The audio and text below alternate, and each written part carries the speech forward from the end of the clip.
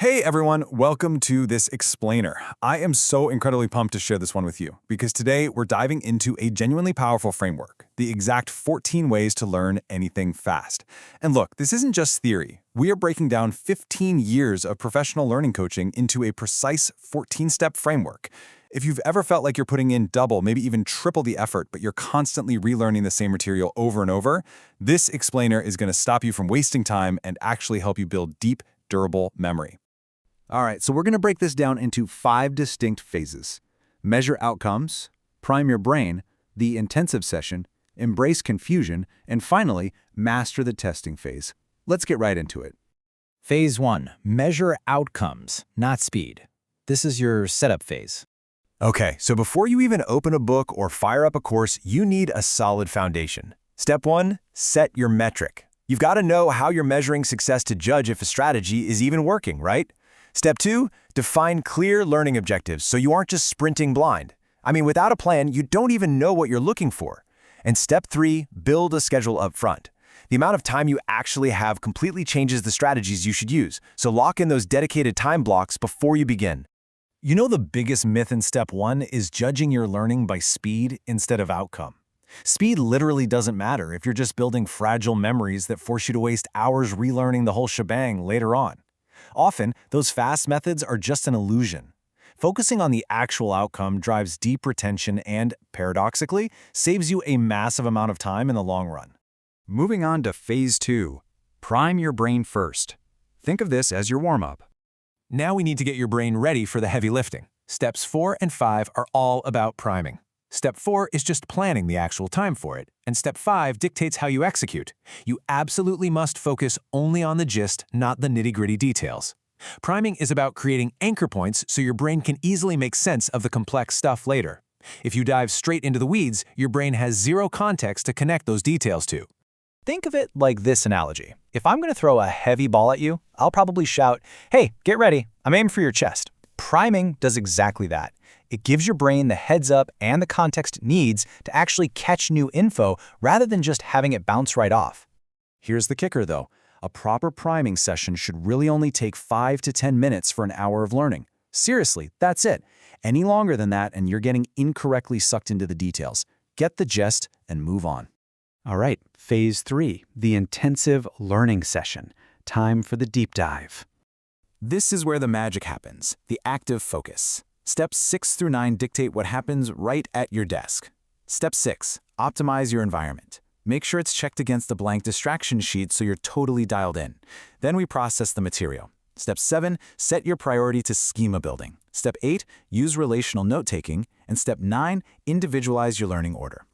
Now, I really want you to pay attention to Step 7 because this is a massive paradigm shift. Just trying to remember facts, that relies on rote memorization, and frankly, it is a terrible way to learn. Instead, you've got to prioritize understanding to build memory schemas. Picture them as interlocking mental puzzle pieces. When you compare concepts and evaluate their importance, you're forcefully wiring a network in your brain. That network is what sticks around as deep memory. And because we're building these vital connections, standard linear notes completely fail us. They're incredibly frustrating when you're trying to build schemas. You want relational notes, kind of like mind mapping, that visually show how you think and connect ideas. Save the flashcards as a final, absolute last resort just for those random isolated facts that you literally cannot connect. Phase 4, embrace and explore confusion. Let's talk about navigating roadblocks. So, even with perfect notes, eventually you're going to hit a wall. Which brings us to a super pivotal moment in this explainer. I want you to ask yourself, what do you actually do when you feel confused? How you react to that feeling directly dictates whether you're going to learn deeply or just pretend you did. Avoiding confusion leads to 2 fatal errors. First, you might oversimplify things, which is like treating a raging house fire with a single bucket of water just to gain a false sense of certainty. Or you might fall into under-questioning, where you avoid the discomfort by, quite literally, ignoring the burning house while you're sitting inside it. Both of these completely block you from exposing gaps in your knowledge. Instead, you've got to use what's called the confusion compass. You lean into the discomfort. You take that vague, overwhelming emotion of confusion and you transform it into a specific, laser-focused question. You force your brain to figure out exactly why concept A and concept B are different. That exploration, That's what triggers real learning. And finally, phase 5, master the testing phase. This is the pressure test.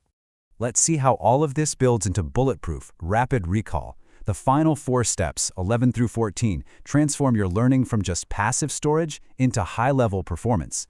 This covers matching the challenge style, nailing your feedback timing, optimizing how often you test, and matching your core testing conditions. Step 11 requires your practice to identically match your real-world challenge across 3 specific areas. First, the style. If you have to present, you need to practice presenting. Second, the level of complexity. Match problem-solving with problem-solving, not just basic fact recall. And third, the cue. If you have to perform from free memory, you definitely shouldn't be practicing using multiple-choice prompts. Moving to step 12, the timing of your feedback is everything. Never look at the answer first. Recognition is not recall, guys, and the gap between them is enormous.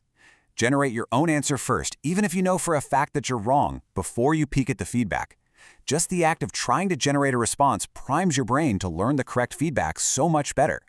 Now for step 13, testing frequency. It shouldn't just be daily repetition. If you've built deep schemas, your memory is durable. You actually want to let yourself forget 20 to 30%, usually over a period of a week to a month, so that the process of forgetting and then correcting yourself strengthens the memory durability even more. And lastly, step 14 shows you don't need to study in the exact exam hall to match conditions. Recreating every little physical detail, not a huge deal, but you absolutely do need to mimic the practical conditions that matter: the intensity of the situation, your level of nervousness, and strict time pressure constraints. Practice under the pressure you'll perform under. Here's the truth. Missing just one of these steps disrupts the entire connected framework and measurably damages your retention. So, my final question to you is this. Out of the exact 14 ways to learn anything fast, which step are you going to fix first in your next session to stop wasting your own time? Think about it, put it into practice, and start learning faster today. Thanks so much for joining me on this explainer.